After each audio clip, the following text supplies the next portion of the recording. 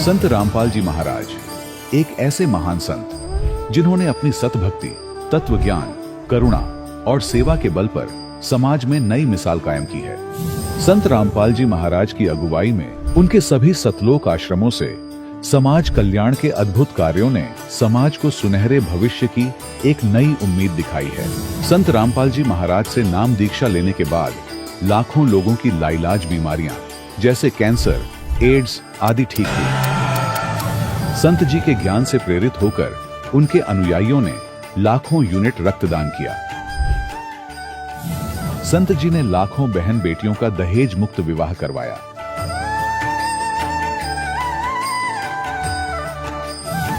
संत जी ने लाखों लोगों का नशा छुड़वाया, करोड़ों उजड़े परिवार बसे।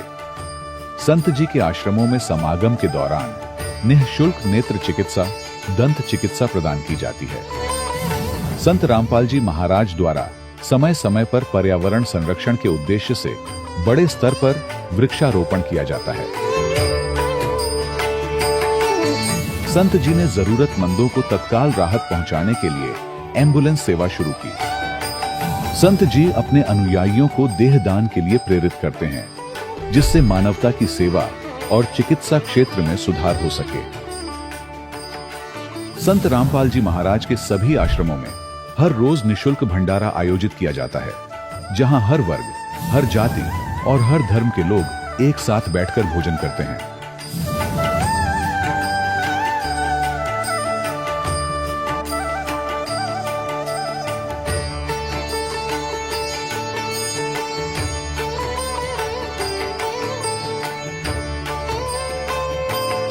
संत रामपाल जी महाराज के आश्रम में हजारों बुजुर्गों को सम्मान और प्यार के साथ जीवन जीने का अवसर मिलता है। उनके खाने, रहने और स्वास्थ्य की पूरी जिम्मेदारी संत रामपाल जी महाराज उठाते हैं। अनाथ बच्चों के लिए संत रामपाल जी महाराज के सभी आश्रम किसी वरदान से कम नहीं। यहाँ उन्हें शिक्षा, संस्कार और भविष्य के लिए बेहतर अवसर प्रदान किए जाते हैं। चाहे बाढ़ हो, भूकंप या महामारी, संत रामपाल जी महाराज और उनके अनुयायी हमेशा ही जरूरतमंदों के लिए सबसे आगे खड़े रहते हैं। कोविड महामारी के दौरान संत रामपाल जी महाराज के आश्रमों से करोड़ों लोगों के लिए भोजन, दवाइयां और जीवन रक्षक सामग्रियां उपलब्ध कराई गई। चाहे गरीब की मदद हो या किसी शोषित और पीड़ित वर्ग के हक और सम्मान की लड़ाई, संत रामपाल जी महाराज ने हमेशा ही उनकी दबी आवाज को सरकारों तक पहुंचाया है और उन्हें उचित न्याय दिलवाने में अहम भूमिका अदा की है।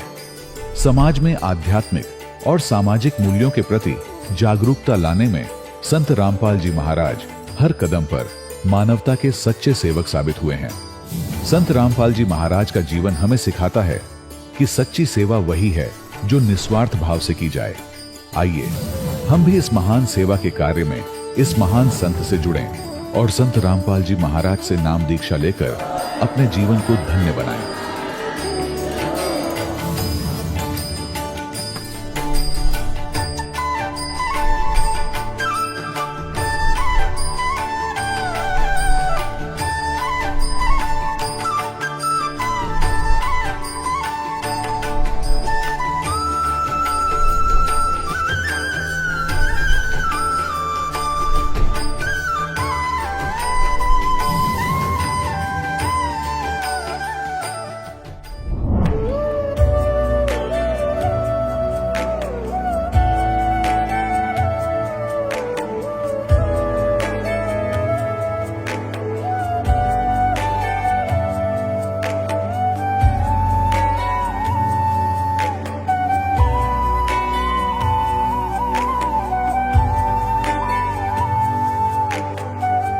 गीता में अर्जुन को स्वयं भगवान कह रहे हैं कि उस परमेश्वर की शरण में जा, उसके लिए उन संतों के पास जा जो तत्वदर्शी हो।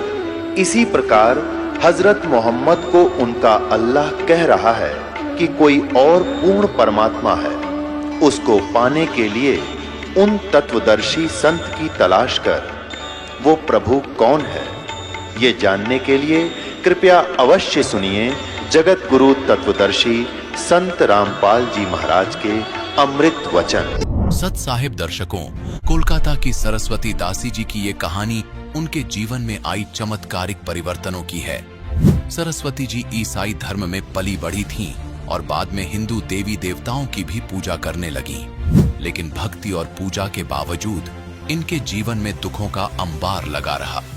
इनका बेटा ब्रह्मा कुमारी की भक्ति करते करते मानसिक रूप से विक्षिप्त हो गया और सरस्वती जी को भी टीबी जैसी गंभीर बीमारी ने घेर लिया था। सरस्वती जी की जिंदगी में बदलाव तब आया जब इन्होंने एक पत्रिका में संत रामपाल जी महाराज के बारे में पढ़ा। इसके बाद इन्होंने संत रामपाल जी महाराज से नाम दीक्षा लेने का निर्णय लिया। संत रामपाल जी महाराज की शरण में आने के बाद इनका जीवन पूरी तरह बदल गया। इनका बेटा जो पागल हो गया था, संत रामपाल जी महाराज की कृपा से ठीक हो गया और अब वह कंप्यूटर इंजीनियरिंग पूरी करके एक अच्छी नौकरी कर रहा है। आखिर इसके पीछे की सच्चाई क्या है? आइए अब सुनते हैं सरस्वती जी की कहानी, उनकी अपनी जुबानी। नमस्कार जी। नमस्कार। क्या नाम है बहन जी आपका? सरस्वती दासी। बहन जी आप कहाँ के रहने वाले हैं? हम कलकत्ता की हूँ, नदिया जिला। बहन जी संत रामपाल जी महाराज से नाम दीक्षा आपने कब ली? 2012 27 जुलाई को। संत रामपाल जी महाराज से नाम दीक्षा लेने से पहले क्या आप कोई भक्ति साधना करते थे? हम बचपन से है ना क्रिश्चियन धर्म को ही जानती हूँ और क्रिश्चियन धर्म ही मानती हूँ। और फिर जब क्लास 4 में पढ़ी, जब गांव में आई तो पता चला जे हम हिंदू हूँ तो हिंदू का देव देवी होते हैं। तो फिर हम हिंदू लोग का भी भक्ति करने लगती और हमारा क्रिश्चियन धर्म का भी प्रार्थना जो हम लोग बोर्डिंग में सीखी हूँ वो हम करने लगी थी। तो ऐसे हमारा चलती रहा। तो चलते चलते फिर बहुत देव देवी को भी हम देखने लगी और फिर वो लोग का आशीर्वाद भी हमको मिला। हमको माँ सरस्वती का भी आशीर्वाद मिला और देवी देवता भी हमको आने लगा 2010 में। और 2010 में हमको ये भी पता चला जो कि कोई जगह में धरती के ऊपर कोई अवतार लिया। क्यों? ये कैसे पता चला? जैसे सोचिए ऊपर से फूल बारिश हो रहा है तो हम लोग जानता है जो कोई धरती पर जब कोई जन्म लेता है, जो कोई अवतार आते हैं तो उस टाइम फूल ही बरसता है, देवता लोग फूल बरसता है। बस इतना ही हमारा ज्ञान था। हमको तो हिंदू धर्म का उतना भी ज्ञान नहीं था क्योंकि हम क्रिश्चियन धर्म में ज़्यादा जानती हूँ। और इसीलिए फिर हम सोचा जे कहीं तो जन्म लिया, तो हम सोचा यीशु ख्रिस्ट ही कहीं जन्म लिया होगा। क्या पता हमारा भारत में लिया है, क्या विदेश में कोई बेथलेहम में या जेरूसलम में लिया, ऐसा कुछ सोचने लगी थी। बहन जी आपने बताया कि पहले आप ईसाई धर्म से थी, हिंदू देवी देवताओं की भी पूजा करते थे और उसके साथ में ईसाई धर्म के हिसाब से भी चलती थी। तो फिर इन सब भक्ति साधनाओं से आपको क्या क्या लाभ हुए? भक्ति तो किया है, अपना प्राण मन से किया है। हम जितना हमको पता है जो ईश्वर बोल के कुछ है, लेकिन कभी भी हमको पता नहीं है जो ईश्वर होता क्या है। जब हम क्रिश्चियन धर्म में थी तो एक चित्रों में जैसा हम लोग को बताती है जो कि अगर आप अच्छा काम करेगा तो आपको स्वर्ग मिलेगा, अगर बुरा काम पाप करेगा तो नरक मिलेगा। वैसे इतना ही हमको पता था। लेकिन हम भक्ति तो सभी करते हैं, सब जितना जानता है उतना करते। लेकिन क्या है, हमको तो कुछ लाभ तो मिला नहीं। उल्टा हमारा एक ब्रह्मा कुमारी का पंथ का कोई किताब पढ़ा था हमारा लड़का, तो वो तो और पागल हो गया क्योंकि वो ओम साधना करते करते उसका पूरा पता नहीं ब्रेन में बोलता है हमारा पूरा फूल हो गया, बुद्धि हमारे पास में और नहीं है, लेकिन इतना हम लोड नहीं ले सकता है। तो वो तो पूरा पागल हो गया। 5 दिन 6 दिन तक वो तो बात ही करते रहता, कभी बंद नहीं होता। इतना तकलीफ हमारा लड़का को हुआ। और फिर हमारा आदमी भी अंधा हो गया। ऐसा मतलब भक्ति करते करते भी हमको ऐसा हुआ। लेकिन हम 2008 से हम गीता भी थोड़ा थोड़ा पढ़ने लगा। तो फिर पढ़ते पढ़ते हमको पता चला जो कृष्ण ही भगवान होगा।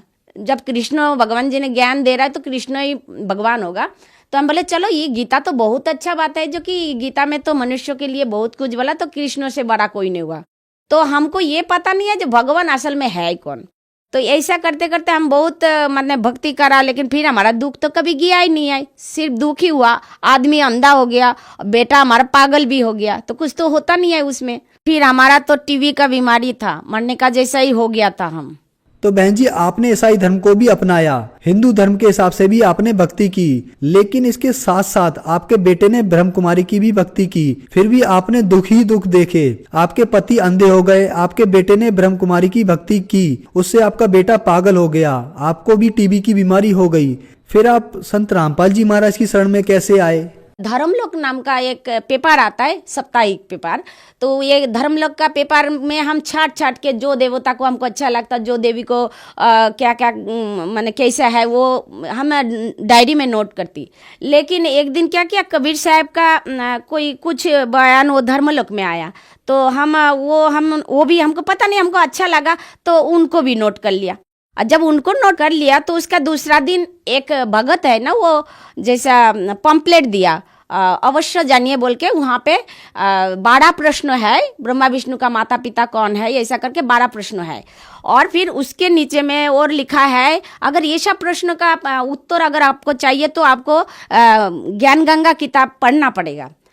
तो हम, और फिर और भी एक जगह में लिखा हुआ है, जे सारे धर्म गुरु को अगर आध्यात्मिक का ज्ञान हो तो वो संत रामपाल जी महाराज से आध्यात्मिक चर्चा करें। तो हम संत रामपाल जी महाराज जी का नाम तो कभी सुना नहीं है, और संत क्या होता उतना भी हमको उतना ज्ञान नहीं था।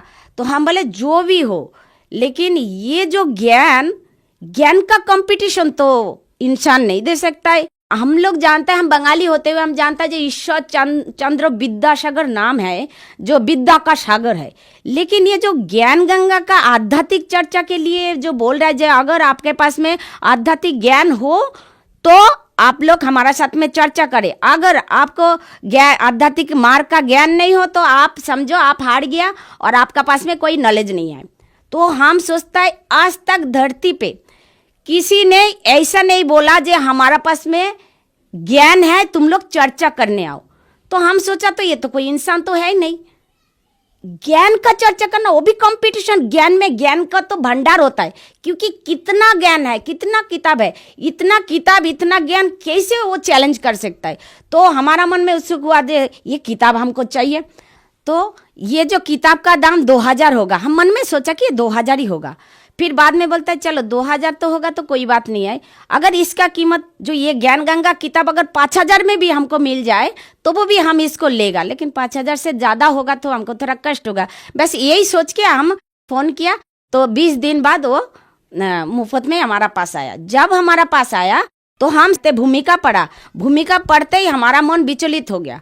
तो हम जहाँ पे जिस मालिक का काम करता है वो मैनेजर था, हम उसको बोला जे आप हमको कोई कारण से, हम सोचा कैसे छुट्टी मांगूं, तो उसको हम बोला जे आप हमको 1 दिन के छुट्टी दीजिए, हम राजस्थान जाएगा, हमारा बेटी का बेटी हुआ, हम देखा नहीं है।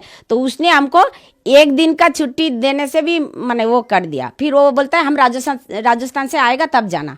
तो जिस दिन राजस्थान से आया तो हम सोचा अभी हम भाग जाओ, कहाँ पे भगवान है, हम भगवान को ढूंढने के लिए। तो उसके बाद क्या किया, वो बोलता कि जी अभी हम आया, अभी तुम छुट्टी मांग रहा है। तो हम डर लग गया, जो हमारा 3 बच्चा एमए बीएड कर रहा है, कंप्यूटर इंजीनियर कर रहा है, अगर ये हमको नौकरी से निकाल देगा तो हम क्या करूँ। तो दूसरा दिन फिर वो हमको छुट्टी नहीं दिया उस दिन। आज छुट्टी का बात तो बोला ही नहीं। फिर बाद में हम रात भर रोए और परमात्मा को बोला, हे परमात्मा हम तुमको ढूंढ रहे, मांग रहे, तुम कहाँ पे हो, हमको तो छुट्टी नहीं दे रहा है, भगवान तुम ही कुछ कर सकता है। फिर वो दूसरा दिन वही मैनेजर परमात्मा ने पता नहीं उनको क्या बोला, वो हमको 5 दिन का छुट्टी दिया।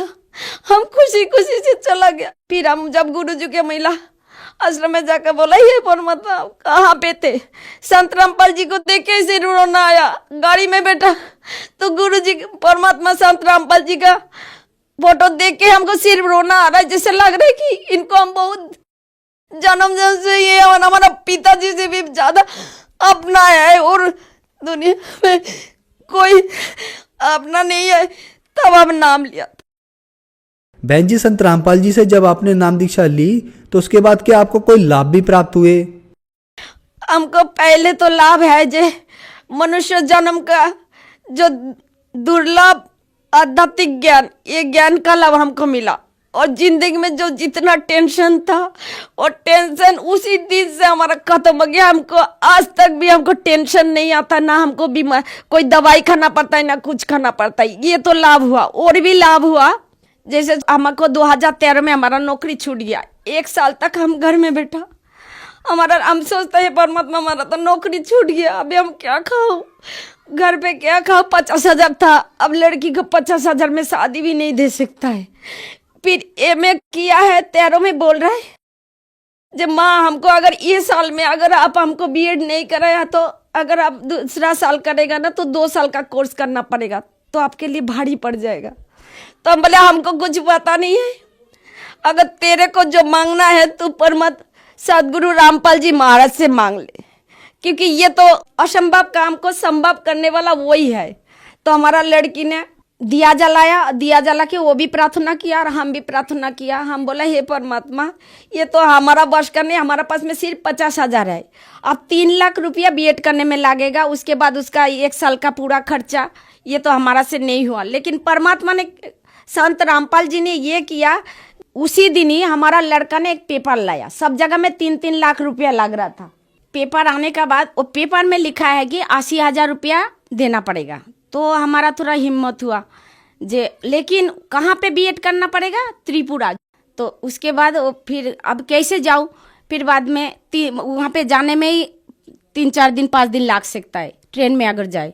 तो हम बोला कि प्लेन में तो कभी गया नहीं है, तो हम बोला जे ठीक है जा, प्लेन का टिकट के बिना तो वहाँ पे जा नहीं पाएगा, तो प्लेन का टिकट काटने जा। और फिर हमारा लड़की वहाँ पे 3 लाख रुपया जहाँ पे लगता है वहाँ पे 80,000 में ही वो बीएड करने के लिए 1 साल का कोर्स ने परमात्मा ने हमको वही उसी टाइम में हमको बीएड कराने के लिए लड़की को भेज दिया। और लाभ जैसा 1 साल तक हमारा पास में तो 50,000 वो भी हम खर्चा नहीं किया। तो हम परमात्मा को बोला परमात्मा हम क्या खाएगा, तो जितना पैसा थोड़ा बहुत था हम मिट्टी बेचा था 2-3 हज़ार रुपया में, तो वो क्योंकि हमारा घर में चावल का और तेल का पैसा था इसीलिए ज़्यादा नहीं लगता। लेकिन हम 3,000 खत्म होते होते हम सोचता जो कि परमात्मा अभी क्या करेगा, ये 3,000 खत्म हो जाएगा। तो परमात्मा ने पता नहीं कोई जगह में, कोई बैग में, कोई जगह में नया नया नोट रख देता। तो ऐसा करके 1 साल में हमारा घर में इनकम करने वाला सिर्फ मैं ही थी, हमारा 3 बच्चा और एक अंधा पति। तो तीनों माने ये चारों को और हमको कैसे खिलाए ये तो हमको पता नहीं है, तो परमात्मा का ही लीला है। ये संत रामपाल जी महाराज जी का ही कृपा है, इसके बिना तो 1 साल हमको कौन बैठा के खिलाता। हमारा लड़का ब्रह्मा कुमारी में भक्ति करते करते पागल हो गया था। जब संत रामपाल जी महाराज से नाम लिया तो वो ठीक भी हो गया, और अभी वो कंप्यूटर कंप्लीट करके अभी वो भक्ति भी कर रहा है और मैनेजर पोस्ट में उसको नौकरी भी मिल गया। बहन जी, संत रामपाल जी महाराज से नाम दीक्षा लेने के बाद आपको बहुत से लाभ प्राप्त हुए, तो जो जन समुदाय आपको देख रहा है आप उन्हें क्या संदेश देना चाहेंगी? संदेश क्या दो, संदेश तो परमात्मा ही देंगे। सिर्फ हम प्रार्थना करके यही बोल सकती हूँ, जो कि धरती पर अवतार लिया हो स्वयं परमात्मा, तो स्वयं परमात्मा से जो लाभ मिलता है वो देव देवी से तो नहीं मिलेगा। इसीलिए जो आप लोग को अपना दुर्लभ मानव जन्म को गवाए मत देना, और संत रामपाल जी महाराज का पास में आके अपना कल्याण और मोक्ष कराइए। धन्यवाद जी। सत्सय। दर्शकों, अभी आपने सुने संत रामपाल जी महाराज से दीक्षा प्राप्त करके सुखी हुए भक्त के अनुभव। अब देखिए जगत गुरु तत्वदर्शी संत रामपाल जी महाराज के मंगल प्रवचन। पुण्यात्माओं, आज हम इस योग्य कर दिए परमात्मा ने कि हम इन सदग्रंथों को अब स्वयं देखेंगे। इस दास ने इन सदग्रंथों का गहन निरीक्षण किया, अध्ययन किया,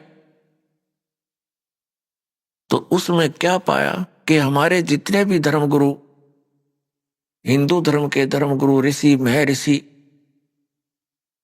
ये मंडलेश्वर, महंत, संत, ये सभी लोक वेद सुना रहे हैं, दंत कथा सुनाया करते हैं। इनके पास शास्त्र अनुकूल ज्ञान नहीं है। ये वेदों, गीता और पुराणों के विपरीत ज्ञान हमें दे रहे हैं, और नाम इन्हीं सदग्रंथों का ले रहे हैं। जो टीचर, जो अध्यापक आउट ऑफ सिलेबस पढ़ाता है, पाठ्यक्रम से हटकर ज्ञान देता है, वो अध्यापक ठीक नहीं, वो शत्रु है उन विद्यार्थियों का। और यही कारण रहा पुण्यात्माओं, शास्त्र विधि को त्याग कर मनमाना आचरण करवा कर इन हमारे धर्म गुरुओं ने, हमारे सभी पूर्वज भूत बनवा दिए, 84 लाख योनियों में डलवा दिए, और फिर उनके लिए यत्न बताते हैं, श्राद्ध निकाल दो, पिंड भरवा दो, ये क्रियाएं कर दो, जो कि गीता जी के विरुद्ध है।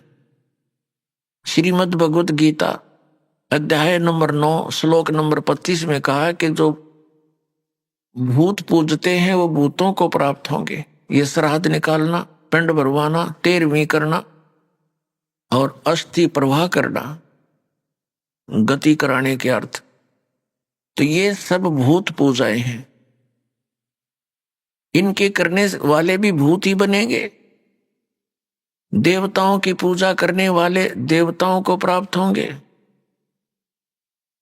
पितरों की पूजा करने वाले पितर बन जाएंगे।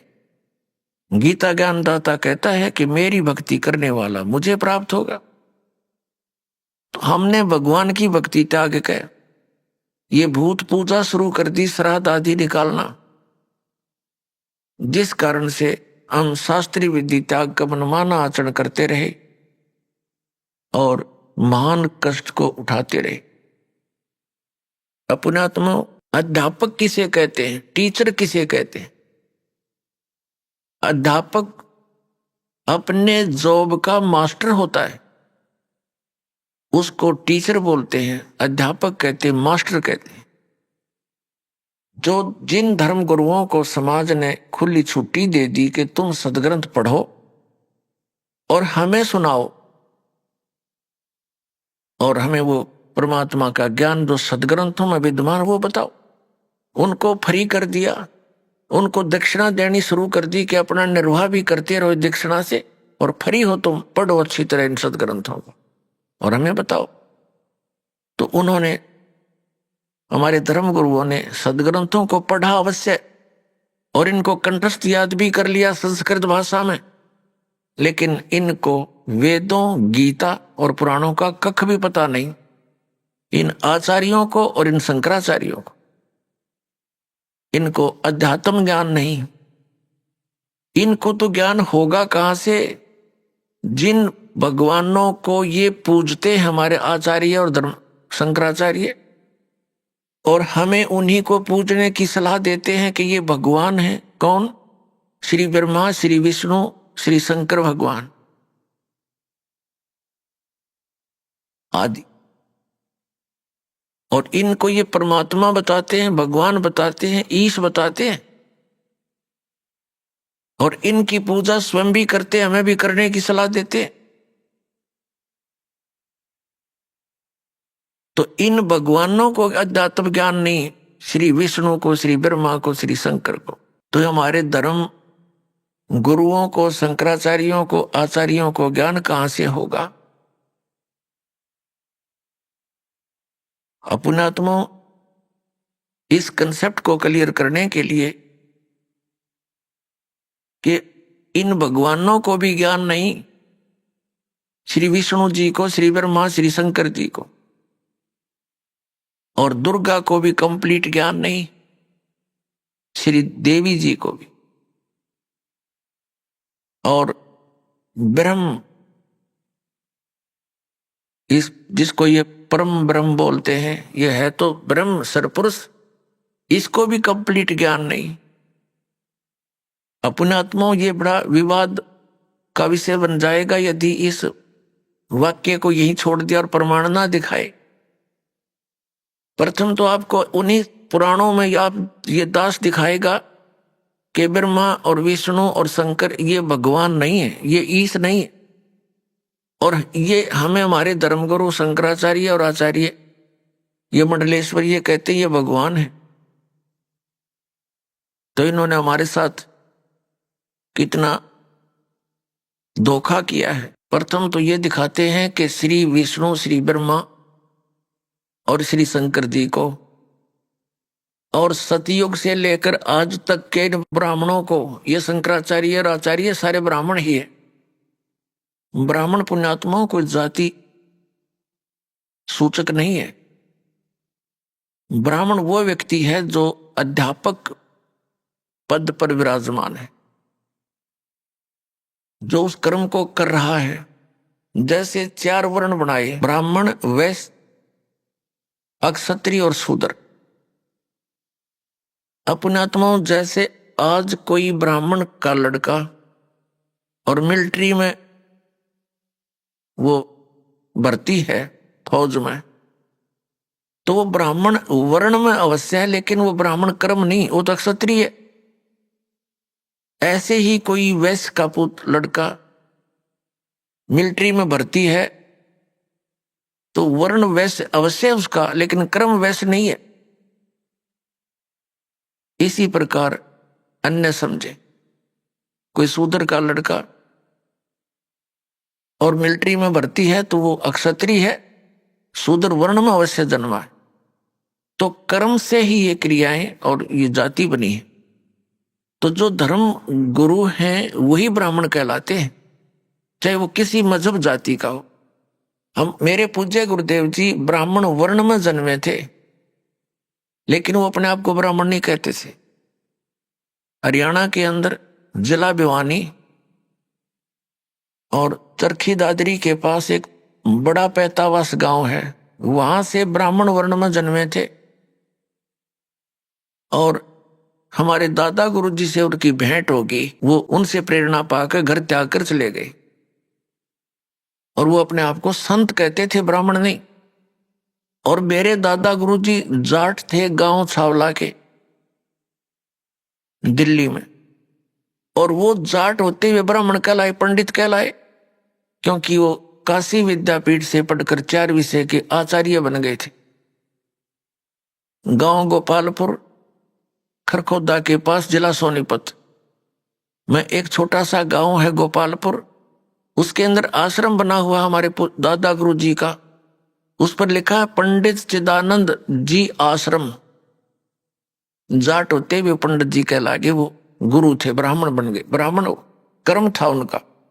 तो पुण्यात्माओं, ये जो ब्राह्मण वर्ग में है, ऋषि महर्षि, ये ब्राह्मण कर्म करने वालों पर ही समझो अप्लीकेबल है। दास के ये जो ज्ञान है, वचन है,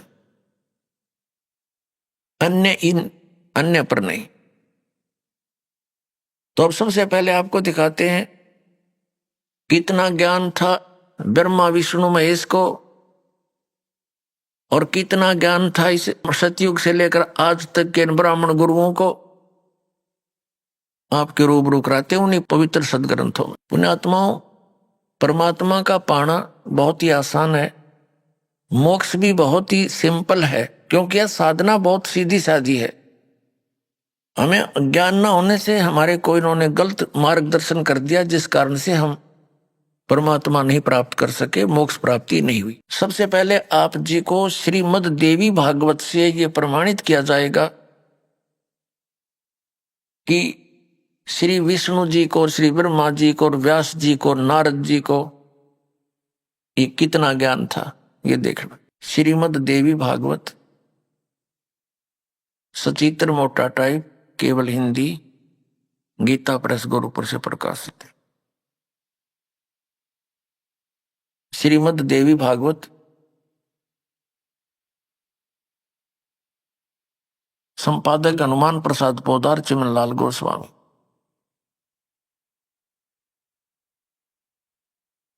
प्रकाशक एवं मुद्रक हैं गीता प्रेस गोरखपुर, गोविंद भवन कार्यालय कोलकाता का संस्थान। ये इनके फैक्स और फोन नंबर है। ये देखिएगा 28 नंबर पृष्ठ पे, ये पहला स्कंद है, संक्षिप्त देवी भागवत पहला स्कंद। नारद जी ने कहा, ये नारद जी और व्यास जी की गोष्ठी हो रही है। नारद जी ने कहा, व्यास जी तुम इस विषय में जो पूछ रहे हो ठीक यही प्रश्न मेरे पिताजी ने भगवान श्री हरि से किया था। देवा अधिदेव भगवान जगत के स्वामी हैं, लक्ष्मी जी उनकी सेवा में उपस्थित रहती हैं, दिव्य कौस्तुमणि उनकी शोभा बढ़ाती है। वे शंख चक्र गदा लिए रहते हैं, पीतांबर धारण करते हैं, 4 भुजाएं। वे चराचर जगत के आश्रयदाता हैं, जगत गुरु एवं देवताओं के भी देवता हैं। ऐसे जगत प्रभु भगवान श्री हरि महान तप कर रहे थे, उनकी समाधि लगी थी। यह देखकर मेरे पिता ब्रह्मा जी को बड़ा आश्चर्य हुआ।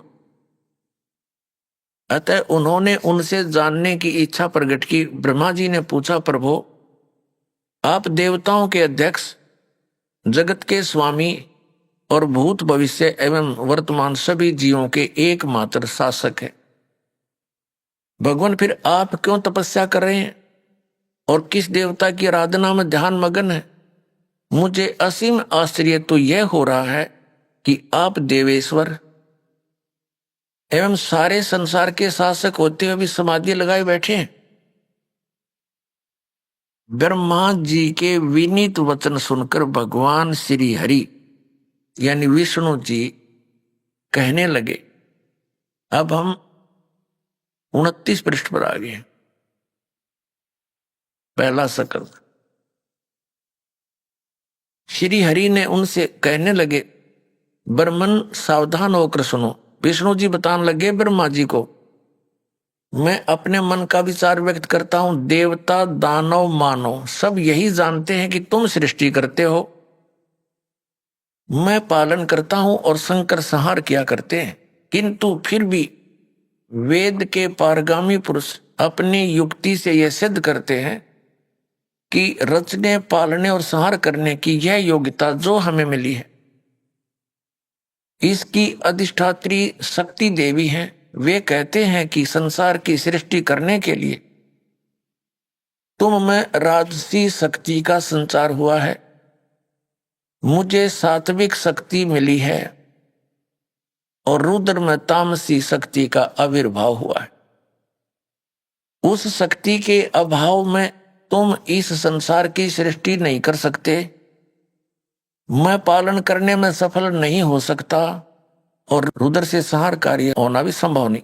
ब्रह्मा जी हम सभी उस शक्ति के सहारे यानी दुर्गा के सारे ही अपने कार्य में सदा सफल होते। सुवर्त प्रत्यक्ष और परोक्ष दोनों उदाहरण में तुम्हारे सामने रखता हूं, सुनो। यह निश्चित है कि उस शक्ति के अधीन होकर ही मैं इस शेष नाग की सैया पर सोता और सृष्टि करने का अवसर आते ही जाग जाता हूं।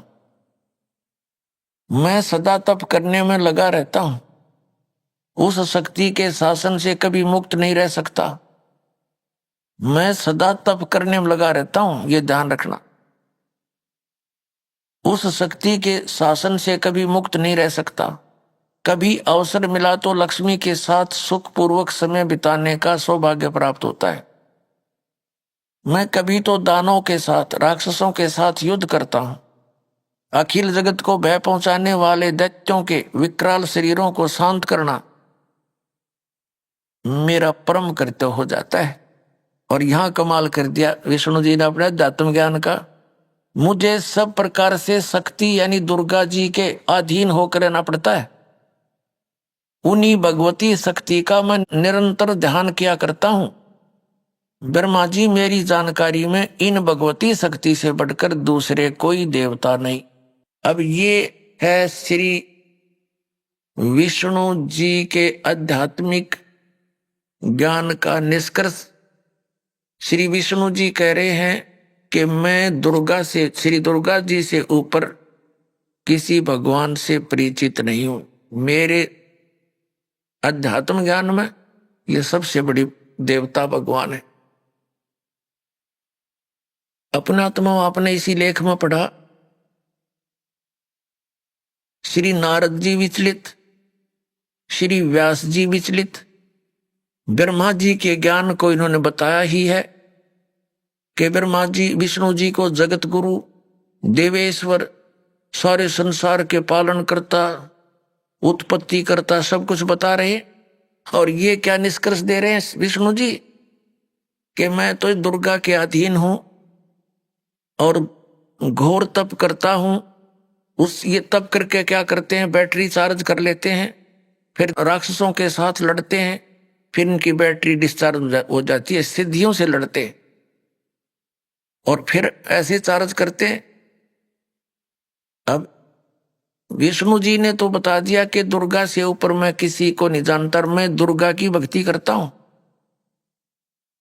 और हमारे धर्म गुरुओं से जब कोई प्रश्न किया जाता था कि श्री ब्रह्मा, श्री विष्णु, श्री शिव जी ये किसकी भक्ति करते हैं, ये कहा करते थे, कुछ तो कहते थे कि अपने स्वरूप का ध्यान करते हैं।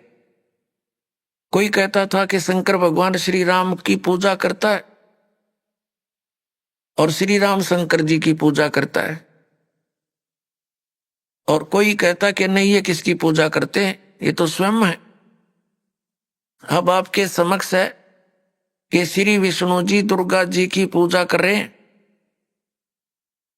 और इनको सुप्रीम पावर बता रहे हैं, सुप्रीम गॉड, सबसे बड़े भगवान देवता।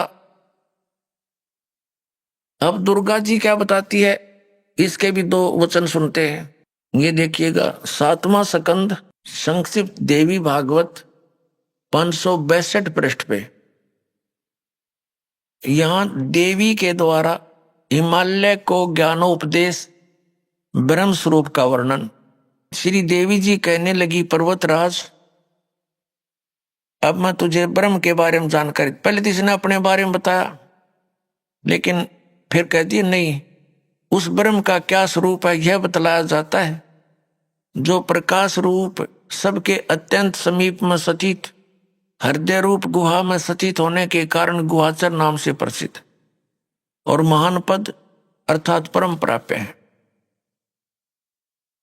वह समस्त प्रजा के ज्ञान से परे है, अर्थात किसी की बुद्धि में आने वाला नहीं है, यह तुम जानो। जो परम प्रकाश रूप है, जो सूक्ष्म से भी अत्यंत सूक्ष्म है, जिसमें संपूर्ण लोक और उन लोकों में निवास करने वाले प्राणी स्थित है, वही यह अक्षर ब्रह्म है। वही सबके प्राण है, वही सबकी वाणी है और वही सबका मन है। वह यह परम सत्य और अमृत अविनाशी। हम 563 पृष्ठ पा रहे हैं, 7वां स्कंद पढ़ रहे हैं। वह अमृत अविनाशी तत्व है, सौम्य। देवी जी कह रही है, उस वेदने योग्य लक्ष्य का तुम वेदन करो, मन लगाकर उसमें तन्मय हो जाओ। सौम्य उपनिषद में कथित महान अस्त्र रूप धनुष लेकर उस पर उपासना द्वारा तीक्ष्ण किया हुआ बाण संधान करो और फिर भावानुगत चित्त के द्वारा उस बाण को खींचकर उस अक्षर रूप ब्रह्म को लक्ष्य बनाकर वेदन करो। प्रणव माने ओम, धनुष है, जीवात्मा बाण है और ब्रह्म को उसका लक्ष्य कहा जाता है। अब इसमें क्या कहा है, श्री देवी जी कह रही है हिमालय राजा को कि आत्म मनुष्य को चाहिए ओम नाम का जाप करे और ब्रह्म पाने का उद्देश्य रखे। इतनी सी बात और कुछ नहीं। आगे देखो, इसी में फिर हम यहां जाते हैं नीचे, उस एकमात्र परमात्मा को ही जाने, दूसरी सब बातों को छोड़ दे। अब देवी जी, दुर्गा जी अपनी साधना को भी कहती है वो भी छोड़ दो, केवल एक उसी परमात्मा की भक्ति करो। यही अमृत रूप परमात्मा के पास पहुंचाने वाला पुल है। संसार समुद्र से पार होकर अमृत स्वरूप परमात्मा को प्राप्त कराने का यही सुलभ साधन है। यह कहा कि इस आत्मा का ओम के जप के साथ ध्यान करो, इससे अज्ञान में मैं अंधकार से सर्वथा परे और संसार समुद्र से पार जो ब्रह्म है उसको पा जाओगे, तुम्हारा कल्याण। वो कहां रहता है, हम 563 पढ़ रहे हैं। वह यह सब का आत्मा ब्रह्म, ब्रह्मलोक रूप दिव्य आकाश में स्थित है। वह ब्रह्म ब्रह्मलोक में रहता है, इसका सीधा सा अर्थ है। अपने आत्मा, ये तो अध्यात्म ज्ञान हो गया दुर्गा जी का। ये क्या बता रही है, श्री देवी जी कह रही हिमालय राजा को कि और सब पूजाएं त्याग दे, केवल एक ब्रह्म की पूजा कर, उसका ओम नाम है, उस साधना से तो ब्रह्म लोक को प्राप्त होगा।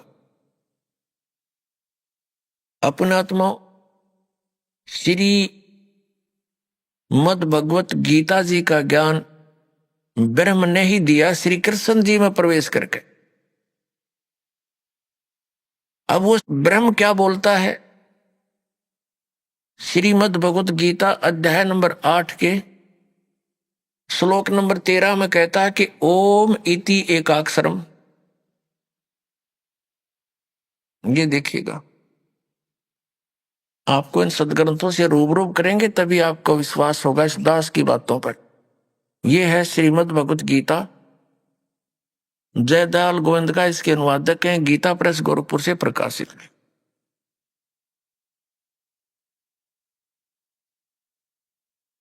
अध्याय नंबर 8 के श्लोक नंबर आपको 13 दिखाते हैं। अध्याय नंबर 8 श्रीमद् भगवत गीता, और यहां देखो 13वां श्लोक, ये 13वां श्लोक है। ओम इति एकाक्षरम ब्रह्म व्यवहारन माम अनुसमरण ये प्रयाति तजंदेहम स याति परमाम गतिम। अब गीता ज्ञानदाता ब्रह्म है, ये कहता है कि माम ब्रह्म, मुझ ब्रह्म का ओम इति एकाक्षरम, ये ओम यह एक अक्षर है, व्यवहारन अनुसमरण उच्चारण करके सुमन करता हुआ, ये प्रयाति तजंदेहम जो शरीर छोड़कर जाता है, सयाति परमाम गतिम वो परम गति को प्राप्त होता है, जो ओम से मिलने वाली परम गति है। वो क्या है? वो श्री देवी जी ने स्पष्ट कर दिया कि ब्रह्मलोक प्राप्ति होगी। गीता जी अध्याय नंबर 8 के श्लोक नंबर 16 में स्पष्ट किया है कि ब्रह्मलोक पर्यंत ये सभी लोग पुनरावर्ती में हैं, यानी वहां गए हुए प्राणी भी लौटकर संसार में आते हैं, जन्म मृत्यु समाप्त नहीं होती। ये देखिएगा, अध्याय नंबर 8 ही पढ़ रहे हैं हम श्रीमद् भगवत गीता का, और ये 16 नंबर है। हे अर्जुन, ब्रह्मलोक पर्यंत सब लोग पुनरावर्ती में हैं। अब पुनरावर्ती का इन्होंने यहां पर विश्लेषण किया सटार से, अर्थात जिनको प्राप्त होकर पीछे संसार में आना पड़े, ऐसे पुनरावर्ती इसको कहते हैं। अपने आत्मा, अब ये ब्रह्म क्या बताता है? गीता जी अध्याय नंबर 4 के श्लोक नंबर 5 से 9 तक ये क्या कहता है कि अर्जुन तेरे और मेरे बहुत जन्म हो चुके हैं, तो नहीं जानता, मैं जानता। श्रीमद् भगवत गीता अध्याय नंबर 2 के श्लोक नंबर 12 में भी ये यही स्पष्ट करता है कि अर्जुन तू और मैं और ये राजा लोग पहले भी जन्मे थे, आगे भी जन्म होगा, ये ना सोच के हम वर्तमान में ही हैं। और गीता जी अध्याय नंबर 10 के श्लोक नंबर 2 में ये खुद कहता है कि मेरी उत्पत्ति को ये देवता लोग, ऋषि लोग ये नहीं जानते, क्योंकि ये मुझसे उत्पन्न हुए। अब ये ब्रह्म जो है इसको सरपुरुष भी कहते हैं, और कबीर परमेश्वर जी ने इसको काल भगवान कहा है, और इसने खुद गीता जी अध्याय नंबर 11 के श्लोक नंबर 32 में स्वीकारा है कि मैं काल हूं अर्जुन, और अब प्रवृत्त हुआ। तो ये काल जो है ये गीता जी का ज्ञान दे रहा श्री कृष्ण जी में प्रवेश करके। श्री कृष्ण जी को तो पता ही नहीं मैंने गीता में बोला क्या था।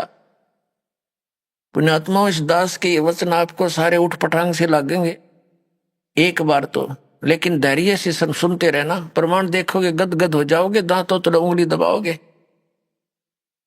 कि बट्ठा बैठा दिया हमारे आचार्य और शंकराचार्यों ने, सारा गलत ज्ञान सुना के। कख भी नहीं पता इन आचार्यों शंकराचार्यों, हमारे हिंदू धर्म के गुरुओं को आज तक, ऋषि में ऋषियों को सतयुग से लेकर आज तक इनको कख भी पता नहीं वेदों और गीता का। अब आपको दिखाते हैं अध्याय नंबर 2 श्रीमद् भगवत गीता श्लोक नंबर 12। न तो ऐसा ही है कि मैं किसी काल में नहीं था, अथवा तू नहीं था, अथवा ये राजा लोग नहीं थे, और न ऐसा ही है कि इससे आगे हम सब नहीं रहेंगे। आगे देखो, ये है गीता अध्याय नंबर 4 और श्लोक नंबर ये 5 है। यहां से इसका अनुवाद इन्होंने यहां किया है। हे परंतम अर्जुन, मेरे और तेरे बहुत से जन्म हो चुके हैं,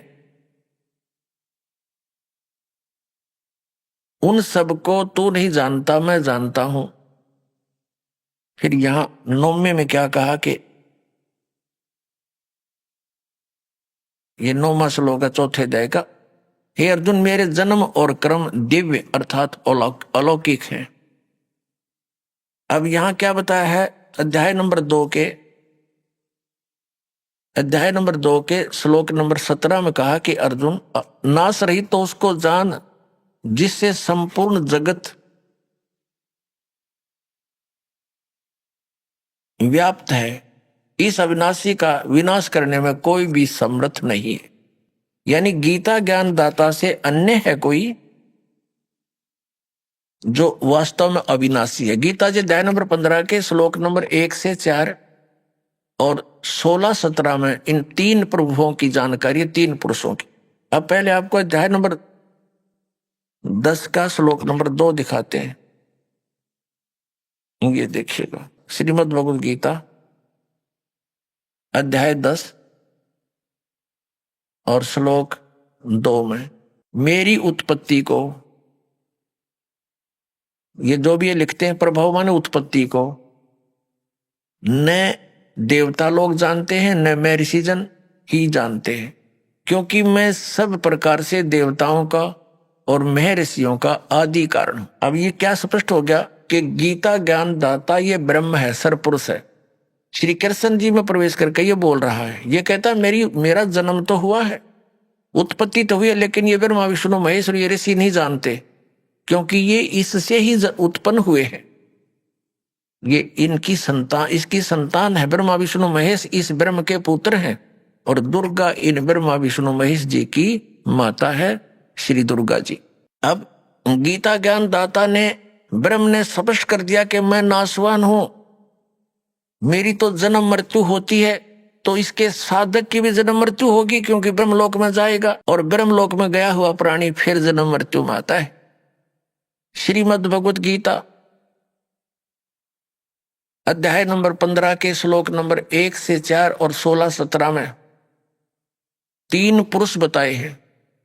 उल्टा लटका हुआ संसार रूपी वृक्ष है, इसकी ऊपर को तो जड़ समझो, नीचे को तीनों गुण रूपी शाखा। अब गीता ज्ञान दाता ने केवल इतनी ही संकेत किया है, ऊपर को जड़ है संसार रूपी वृक्ष की और नीचे को तीनों गुण रूपी शाखा है। बस शेष के लिए बता दिया कि वो तत्वदर्शी संत बताएगा गीता जी अध्याय नंबर 4 के श्लोक नंबर 34 में, जिसके विषय में कहा। और फिर उसकी पहचान बताई है गीता जी अध्याय नंबर 15 के श्लोक नंबर 1 में, कि इस उल्टे लटके हुए संसार रूपी वृक्ष के सभी विभागों को जो जानता है स वेदविद, वो तत्वदर्शी संत है। ये देखिएगा 15वां अध्याय है श्रीमद् भगवद गीता का और प्रथम श्लोक है। इसमें लिखा है कि ऊर्ध्व मूलम, ऊपर को मूल, अधः शाखम, नीचे को शाखा, अश्वत्थम प्राहु अव्यम, ये पीपल का, संसार रूपी पीपल का वृक्ष अविनाशी कहा है। छंदासी यस्य प्रणानी, इसके पत्ते आदि शाखा आदि सभी इसके छंद हैं, विभाग हैं। ये तम वेद, जो उन सभी विभागों को जानता है, स वेदवित, वो वेद के तात्पर्य से को जानने वाला है, वो तत्वदर्शी संत है। इनका अनुवाद पढ़िए। आदि पुरुष परमेश्वर रूप मूल वाले, यानी संसार रूपी वृक्ष। पहले आप जी ये देखेंगे, ये संसार रूपी वृक्ष है। ऊर्ध्व मूलम, ऊपर को तो जड़ है और नीचे को ये शाखा है। ये एक संसार रूपी वृक्ष है, ये एक संसार रूपी वृक्ष जानो। अब ऊर्ध्व मूलम अधः शाखम, और जो संत इसके सभी विभागों को बता देगा वह तत्वदर्शी संत है। परमेश्वर ने 600 वर्ष पहले बताया था। अब समझो ये पेड़ है जो पृथ्वी से बाहर नजर आता है, इसको पेड़ बोलते हैं। तो परमात्मा कबीर जी स्वयं तत्वदर्शी संत की भूमिका करने आते हैं, सशरीर आते हैं, जैसा कि वेदों में प्रमाण है।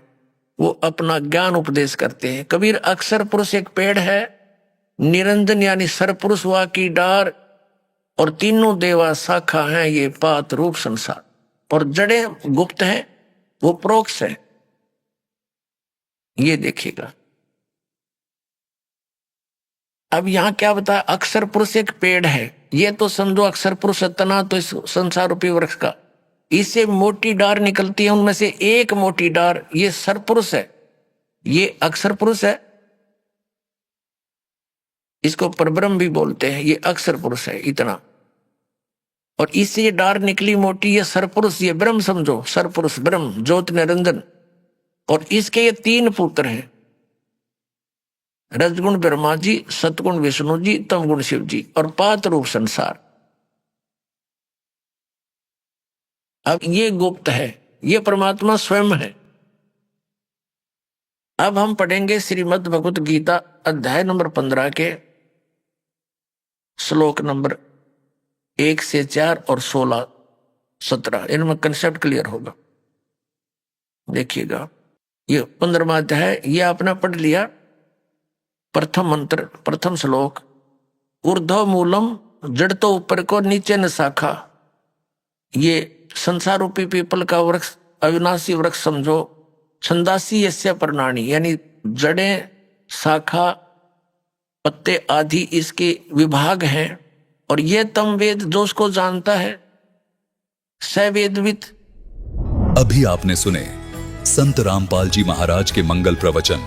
आइए अब सुनते हैं संत रामपाल जी महाराज से नाम दीक्षा लेकर सतभक्ति करके अद्भुत लाभ प्राप्त करने वाले अनुयायी के विचार। दर्शकों, भारतवर्ष जैसे विकासशील और शिक्षित देश में आज भी कुछ ऐसे क्रियाकलाप चरम सीमा पर है जिनसे लोगों को लाभ तो मिलता नहीं, लेकिन समय और धन की हानि बहुत ज्यादा हो जाती है। हम बात कर रहे झाड़ फूंक और तंत्र मंत्र आदि की। आज भी भारतवर्ष का बहुत बड़ा हिस्सा तंत्र विद्या में विश्वास रखता है, जिनमें कुछ पढ़े लिखे लोग भी शामिल हैं जो अपने दुख कष्ट को निवारण करवाने के उद्देश्य से इनके पास जाते हैं। उत्तर प्रदेश के जिला मुजफ्फरनगर के रहने वाले हरवीर शर्मा जी भी यही सब कर रहे थे। आपको बता दें, हरवीर शर्मा जी एक रिटायर्ड आर्मी ऑफिसर है और वर्तमान में बिजली विभाग में कार्यरत है। इनकी पत्नी बहुत बीमार थी, तो जिसके समाधान के उद्देश्य से इन्होंने झाड़ फूंक करने वालों के यहाँ बहुत चक्कर लगाए, लेकिन कोई लाभ नहीं मिला। थक हार के इन्होंने घर में ही कीर्तन करना शुरू कर दिया और कीर्तन करते करते ही इनके पास एक व्यक्ति का आना हुआ जिन्होंने इनकी जिंदगी को नई दिशा दी। वो व्यक्ति जगत गुरु तत्वदर्शी संत रामपाल जी महाराज जी का शिष्य था। उस व्यक्ति द्वारा इन्हें मिली गीता तेरा ज्ञान अमृत पुस्तक, जो कि संत रामपाल जी महाराज जी द्वारा लिखित है। ज्ञान समझकर संत रामपाल जी महाराज जी से नाम दीक्षा लेकर हरवीर जी को मनुष्य जीवन का मूल उद्देश्य पता चला। साथ ही इनकी पत्नी स्वस्थ हो गई, थायराइड की समस्या समाप्त हुई और घर की आर्थिक स्थिति में भी सुधार आया। अब आप स्वयं सुनिए गीता तेरा ज्ञान अमृत पुस्तक का चमत्कार, एक शिक्षित व्यक्ति का साक्षात्कार। नमस्कार सर। नमस्कार जी। सर क्या नाम है आपका? मेरा नाम हरवीर शर्मा है। हरवीर शर्मा जी, आप कहाँ से हैं? मैं उत्तर प्रदेश जिला मुजफ्फरनगर कस्बा शाहपुर का रहने वाला हूँ। हरवीर जी, संत रामपाल जी महाराज से नाम दीक्षा आपने कब ली? नाम दीक्षा तो मैंने 30 जुलाई 2017 को ली थी। संत रामपाल जी महाराज से नाम दीक्षा लेने से पहले क्या आप कोई भक्ति साधना भी करते थे? भक्ति साधना तो सर जी, हम जो हिंदू समाज में परंपरागत चला हुआ आ रहा है, जो हमारे पीढ़ी दर पीढ़ी चला आ रहा है, हम उसी की तरह करते थे हम भी। तो फिर क्या कारण बना कि आप संत रामपाल जी महाराज की शरण में आए? देखो जी, कारण उसका यह है, कारण बड़ा भी है, लेकिन कारण को मैं आपके सामने एक छोटे शब्दों में रखूँगा। मैं सन 2002 में मैं डिफेंस पर्सनल हूँ, आर्मी से मैं रिटायर हुआ हूँ, और 2002 में रिटायर होने के बाद फिर मैं बिजली विभाग में नौकरी करना शुरू किया था।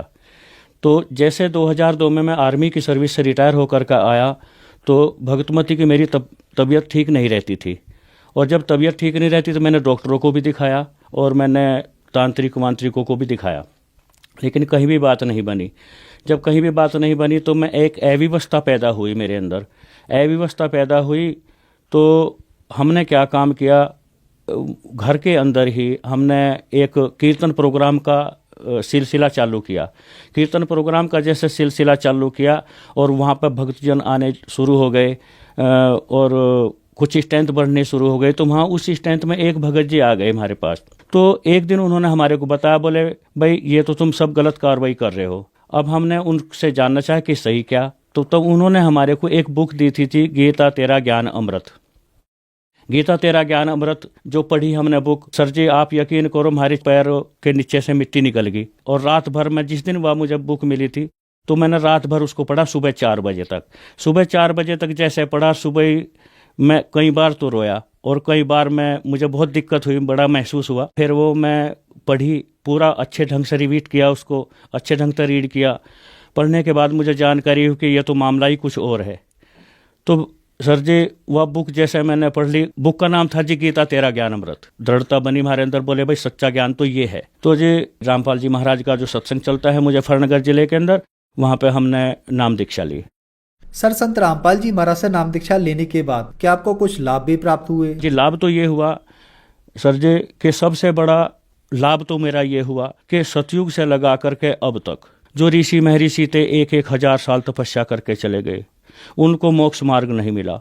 और हमारे को आज मोक्ष मार्ग की जानकारी हुई। मनुष्य जन्म का औचित्य क्या है, मनुष्य जन्म के औचित्य के बारे में मुझे जानकारी हुई। ये हमारे को लाभ हुआ सबसे बड़ा तो। और जो बीबी की मेरे सामने परेशानी थी, हमने 30 जुलाई 2017 में ही नाम दीक्षा ली थी, तो तब से बीबी ठीक है। परेशानी ये थी, ये कभी भी ठीक नहीं रहती थी, हायरी होती रहती थी इसको। और ये जो है शारीरिक पोजीशन इसकी, कहीं सोजन, कहीं सिर में दर्द, कहीं पैर में दर्द, यही होता रहता था। थायराइड की भी परेशानी थी इसके सामने, और भी इसको पता नहीं क्या क्या होता रहता था। मैं इस बात से बहुत परेशान था। जब से शादी हुई जब से ये चल रहा था, लेकिन अब ये पिछले 3-4 साल हो गए। 3-4 सालों से बिल्कुल सही है। ये आर्थिक स्थिति मेरी ठीक है जी, परमात्मा ने मुझे पहले से ही ठीक ठाक करके लेकर चल रहे हैं। और मैं कभी भी जीवन में सर जी ये मेरा नियम रहा है कि कभी भी मैं झूठ नहीं बोला, कभी गलत काम नहीं करे, कभी चोरी जारी नहीं किया। ये काम मेरे से बहुत दूर रहे। परमात्मा ने मुझे इन चीज़ों के बारे में पहले से ही बचा करके रखा। सर, संत रामपाल जी महाराज से नाम दीक्षा लेने के बाद आपको बहुत सारे लाभ प्राप्त हुए। आप आर्मी से रिटायर्ड ऑफिसर के साथ साथ एक एजुकेटेड पर्सन भी हैं। हमारे चैनल के दर्शक कुछ मुख्य प्रश्न करते हैं, उनमें से एक प्रश्न यह भी है कि संत रामपाल जी महाराज के अनुयायी उनसे अंधश्रद्धा के तहत जुड़ते हैं। सर, यह बातें कहाँ तक सही हैं?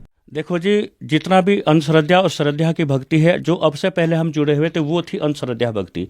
लेकिन अब जो जुड़े हैं हम पवित्र सदग्रंथों के आधार पर, संत रामपाल जी महाराज जो हमारे को सच्चा ज्ञान बता रहे हैं, वो पूर्ण परमात्मा के आधार पर पूर्ण परमात्मा की जानकारी दे रहे हैं। पूर्ण परमात्मा कौन है, कहाँ पर विराजमान है, किस विधि से मिलेंगे, कैसे हमारे को मोक्ष मिलेगी, ये सारा विधान, सारा मोक्ष मार्ग संत रामपाल जी महाराज के पास सेफ है, सुरक्षित है। उसकी जानकारी लेनी पड़ेगी हमारे को, तब हमारा मोक्ष होगा। जैसे कि मृत्युलोक शब्द है, मृत्युलोक शब्द ये सिद्ध करता है कि कोई जगह ऐसी भी होगी, कोई लोक ऐसा भी होगा जहाँ पर मृत्यु नहीं होती। जैसा कि काला आदमी ये सिद्ध करता है सर जी कि गोरा आदमी भी होता है, और गोरा आदमी ये सिद्ध करता है कि कोई काला भी आदमी होता है। तो मृत्यु लोक ये शब्द सिद्ध करता है। सर, आप आर्मी से रिटायर्ड ऑफिसर हैं और उसके साथ साथ आप एक ब्राह्मण समाज से भी बिलोंग करते हैं। संत रामपाल जी महाराज के बारे में अक्सर यह भी कहा जाता है कि संत रामपाल जी महाराज से अगर नाम दीक्षा लेनी है तो देवी देवताओं की पूजा छोड़नी पड़ेगी। सर, हम आपसे पूछना चाहते हैं, क्या यह बातें सही हैं? देखो सर जी, हमारे जो सतगुरु रामपाल जी महाराज हैं, वो देवी देवताओं की पूजा छुड़वाते नहीं। देवी देवताओं को सम्मान करना है। संत रामपाल जी महाराज देवी देवताओं की जो भक्ति है इनको छुड़वाते नहीं हैं। इनको और विधि विधान से पवित्र सदग्रंथों के आधार पर इनकी साधना करवाते हैं।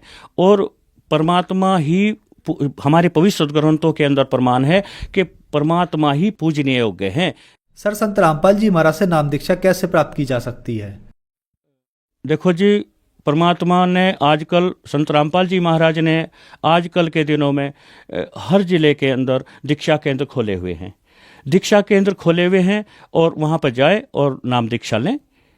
निःशुल्क दीक्षा लें, फ्री में दीक्षा मिलती है और मोक्ष करवा में। धन्यवाद सर। सत साहिब।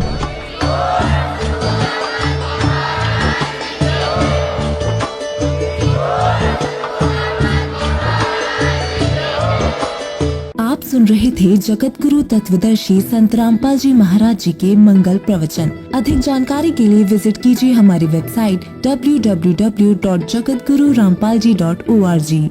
संत रामपाल जी महाराज जी के शुभ आशीर्वाद से पूरे विश्व भर में 500 से भी ज्यादा नाम दीक्षा केंद्र हैं, जिन पर संत रामपाल जी महाराज जी द्वारा ऑनलाइन निशुल्क नाम दीक्षा दी जा रही है। अपने नजदीकी नाम दीक्षा केंद्र का पता करने के लिए संपर्क करें 8222880541।